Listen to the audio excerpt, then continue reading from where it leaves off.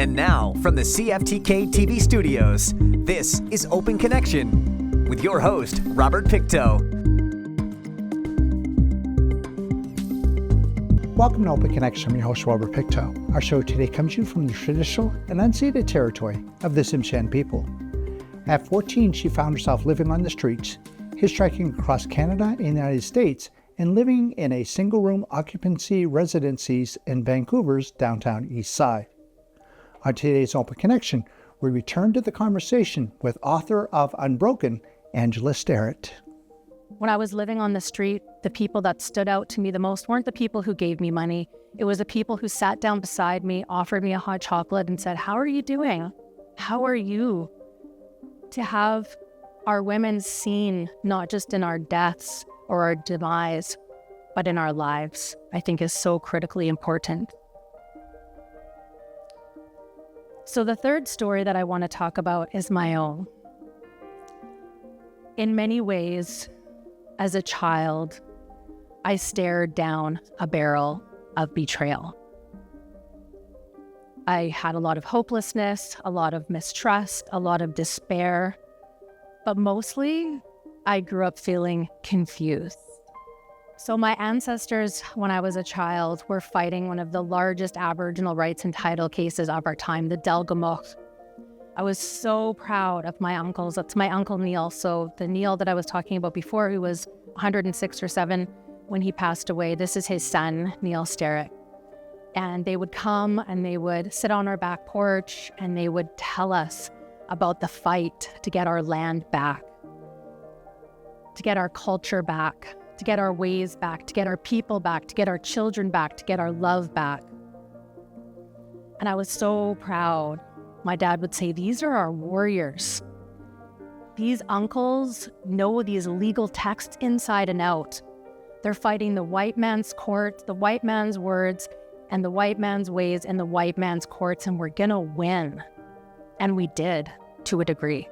We won the ability to have our laws, our practices, and our ways recognized by colonial courts to be parallel, to be recognized as just as important as the colonial law. It's still talked about today.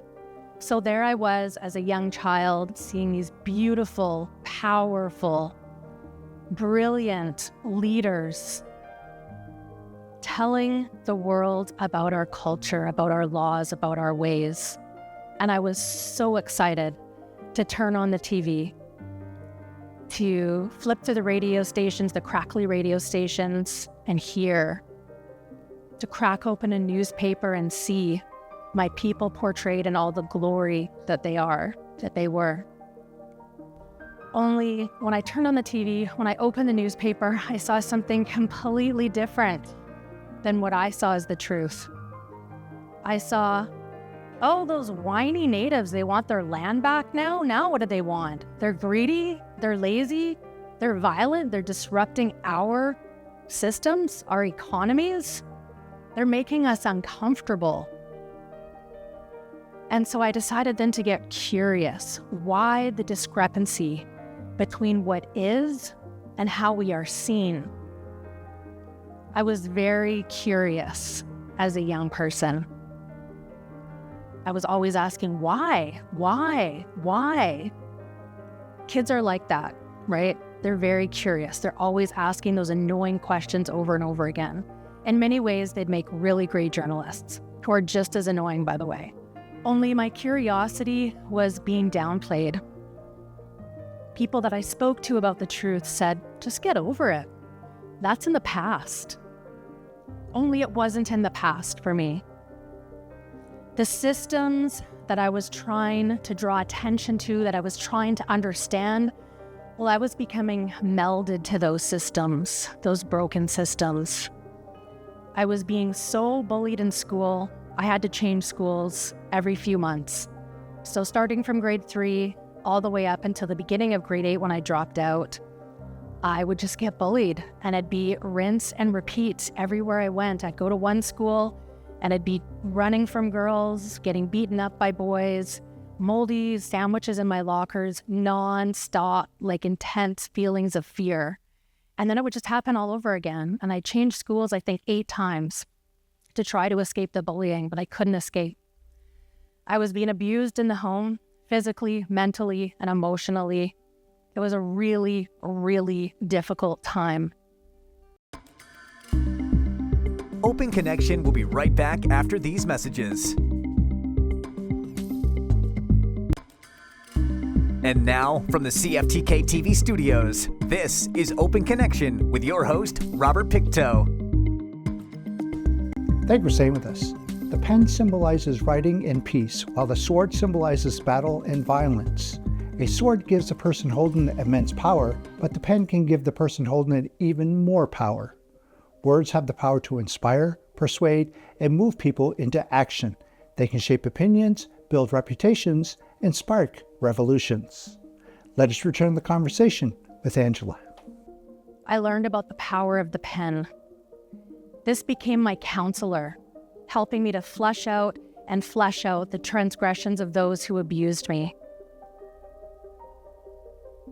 A lot of people today, they do that on social media, right? On Facebook. I did it in the privacy of a journal, and I talked about my truth. It was a way for me to get all of those emotions out. My dad, though, he found the diary. His wife found the diary on our East Vancouver home steps. And I think they probably were alarmed by the trauma that they saw unfolding on those pages, and maybe a bit embarrassed because probably a lot of it was about them. And I thought he'd get me help. Like maybe you could get a real counselor, not just a pen. And maybe you could see somebody about this. Maybe we can get you some support. But he said, you can either get a phone book out and phone social services or grab a sleeping bag and get out. I think I was 13 or 14. And so there was no internet then. It wasn't the same as today. You couldn't just Google something. It was going through phone books. I was so young, I couldn't figure it out. I couldn't figure out, what, do I go into a foster home? Do I go into a group home? Do I just go into child welfare? Like I couldn't figure it out. And the numbers that I did call, they were like, no, we don't have room for you. You're too old. And so I grabbed my sleeping bag and I left. And I went to a Tim Hortons and I sat there and I drank coffee for as long as I could. And then I went to the bathroom and tried to get some rest on the concrete floor. And so my life became a succession of group homes, foster homes, living under bridges, living in bank vestibules, abandoned buildings. That became my norm. So there I was, becoming a stereotype that I so fought against. And I was boiling over in rage. And I'd had enough. I felt so abandoned. I felt so lost. I felt like I couldn't escape. No one loved me. I had no home. I had no friends, no family, no dreams, no hopes. And so I decided to end it all. So I was in a group home called Short Stop. Only supposed to be there for a short time. And at the time, Tom Littlewood, who was the group home father, told me there was this social worker who used to call you this dumb little Indian who would never learn. He really cared about me, Tom Littlewood. He was like, I wanted to punch that guy out. But that's how my life was at the time. And that's how I was seen. And so I went into the bathroom. There was nobody home in the group home. And I thought, oh, this is perfect. Like I can just do this and no one will know. And I left a long, long, long suicide note in the front room. And I went into the bathroom and I was very determined. And as I was about to do what I was going to do, I could hear somebody entering through the front room. And I could hear the papers rustling. And I started to yell out before he could do anything, F off, expletive, expletive, expletive. And I was expecting him to tell me, everyone loves you. You have so much to live for. We love you. We care about you. Don't do it. He didn't say any of those things. He said, Angela, I've got your suicide note here, and I have to tell you something. You're a really great writer.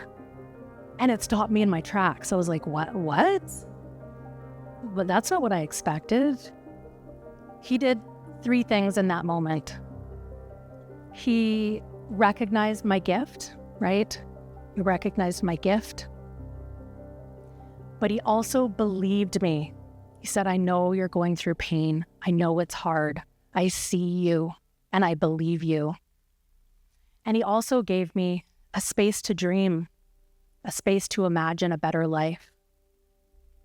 So I finally came out of the bathroom and he said, I'll take you down to a radio station that I know of. At the time, it was called Co-op Radio in Pigeon Park, downtown east side of Vancouver. And he did. He followed through on his promise and he took me down to the radio station.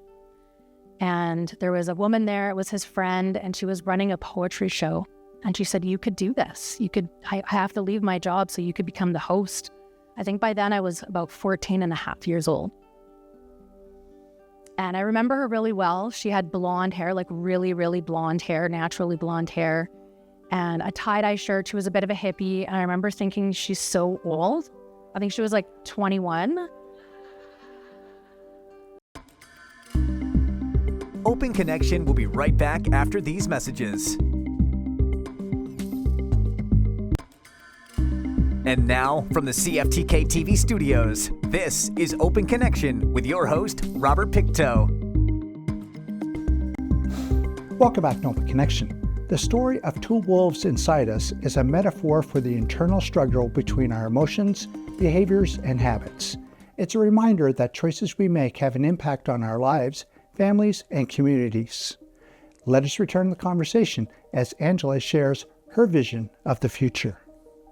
I could imagine a future where I could light a path forward, telling Indigenous stories. I could magnify the truth. I could light a fire to keep us warm, a place to tell our stories safely. And that pen, it became a light. I could see a way out of the darkness. I could see a way forward. I could imagine a future of maybe being a journalist. So I wasn't ready to become a journalist just yet. I wasn't ready to immerse myself into that. I was very young. But it planted a seed in me that there was hope. So, like it was said, I did construction work. I actually have to correct the record. I didn't get my journeyman papers or journey person papers. I don't know what they're called anymore, red seal or whatever. But I did take my ELTT at BCIT and did carpentry, concrete construction for 3 years. 10 out of 10, don't recommend. It's brutal, hard work, very male dominated. It was also at a time where there was a lot of racism, a lot of sexism. It was just intense, but mostly it was the physical aspect of it was really difficult. So I started my degree at UNBC in Prince George. I went to UBC, finished my degree in political science there. And I landed my first job at CBC, a national broadcaster in Prince George. That's where I started my first job at CBC. And I was so excited. I was in shock and awe that finally I could tell the truth. I could tell Indigenous stories. I couldn't believe that my dreams were coming true. Only once again, my pen was failing me.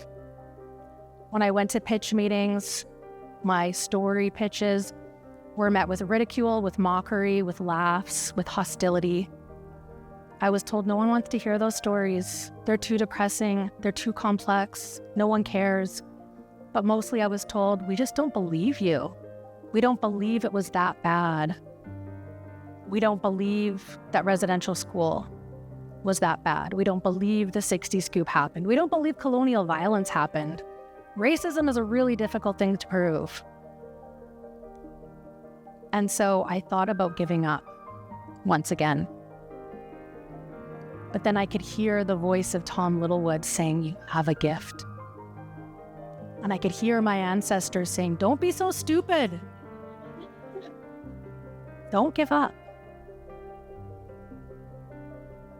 And so I realized then that I needed to push to tell the truth and pull and push against the narrative that Indigenous people don't matter. And I realized then that my experiences were not a curse. My voice was a gift. My curiosity was a gift. My compassion was a gift.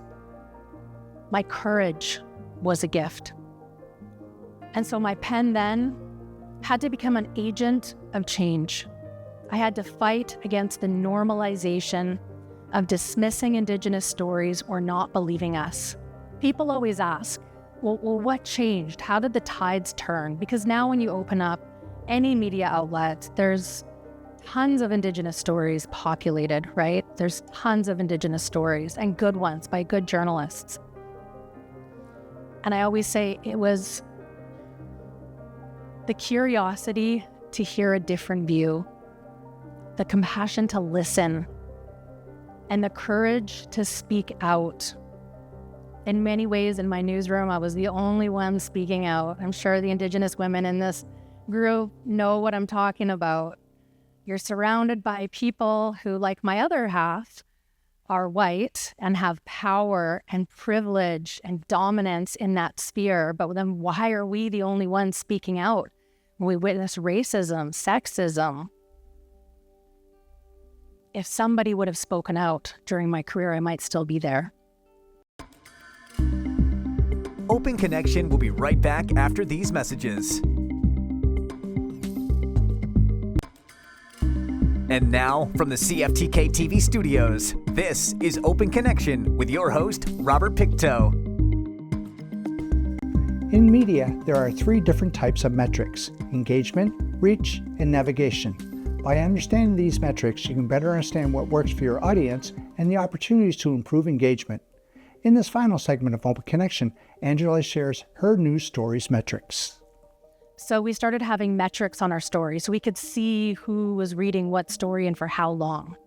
Most people read stories, I think it's a long read is 50 seconds. So if you have someone reading, say, my story for 1 minute and 59 seconds, that's a long time. People could see that some of the stories I was doing had thousands, millions of reads. People were also speaking up on social media. You know, I'd sit around a pitch story meeting and all the white people in the room would be talking about their story ideas. So I'll give you an example.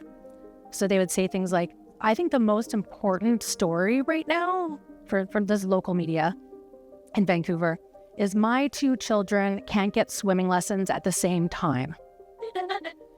And I would be like, what? And then they'd all pipe up, yeah, me too. Oh my God, everyone's thinking about this. Like all these white people would be saying like, yes, that is the top story.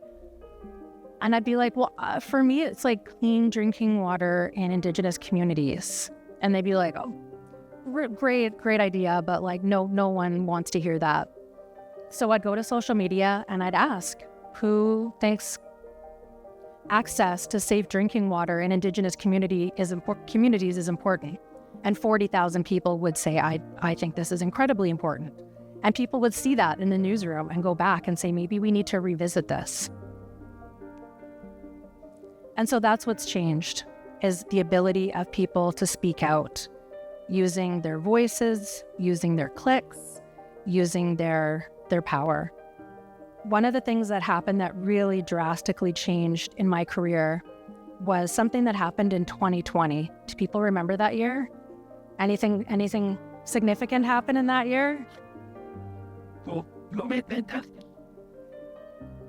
It was the global pandemic, of course. And that gave people some time to pause and time to think and time to catch wind and time to take notice of things that were happening to us as Indigenous people and Black and people of color. And so in 2020, what also happened is the murder of Chantel Moore, Rodney Levi, George Floyd. And people started to say, maybe these colonial institutions like the police aren't just harmful, maybe they're actually violent to our people. And so one of the stories that I did in 2020, I actually got the story in 2019 from my friend Vina. We were in Lummi. We were having a ceremony.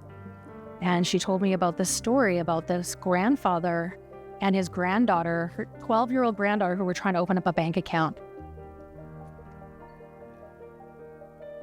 And I just said, that's wild, but there's no way that that's true. It's just, how could that happen? And so I went back to Vancouver and I phoned the police, the VPD, Vancouver Police Department. I phoned BMO, Bank of Montreal, after I talked to Max at length. And they said, yeah, this happened, which is so rare. You rarely get institutions to admit wrongdoing immediately. And they were like, yes, this happened, it was wrong. Well, the police didn't say it was wrong, but that came later through a human rights tribunal. So I did this story, and within, I think, a day, it had 1 million reads. People were invested in this story. It went on for 2 years, this story that I did. And this was at another time when I was trying to quit CBC. So I was like, oh, I guess I'm stuck here now. I have to tell this important story. For the world, it was, I guess, shock and awe. Like, oh my God, racism still exists in this country. You know, whether it's access to healthcare, whether it's opening up a bank account. But for me, it was something really different. It was about this.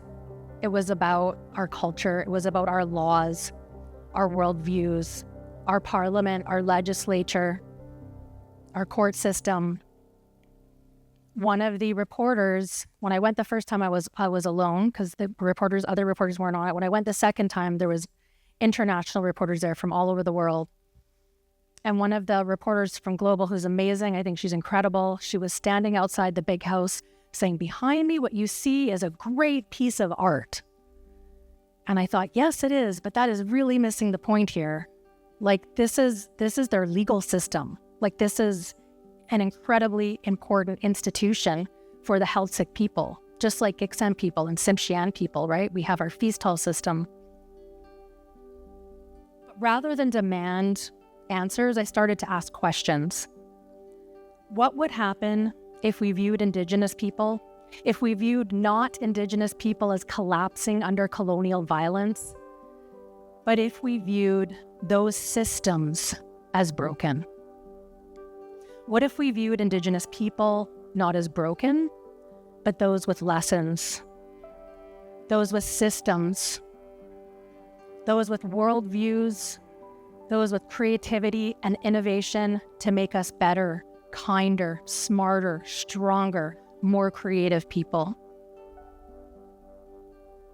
What if we recognized our own gifts instead of focusing on saving others? What if you had no home, you had no sleeping bag, you had no friends? And I should say, when I was on the street, I'm actually an introvert, which might seem odd to people, but when I lived on the street, I couldn't talk. I actually couldn't talk. I had these big sketchbooks, like unlined sketchbooks, and I would just put my head down and write. Thank you for joining us for this episode of Open Connection. The greatest distance in the existence of man is not from here to there, but the connection from his mind and heart. If we can conquer that distance, we can soar like an eagle and realize our immensity within. I'm Robert Pictou.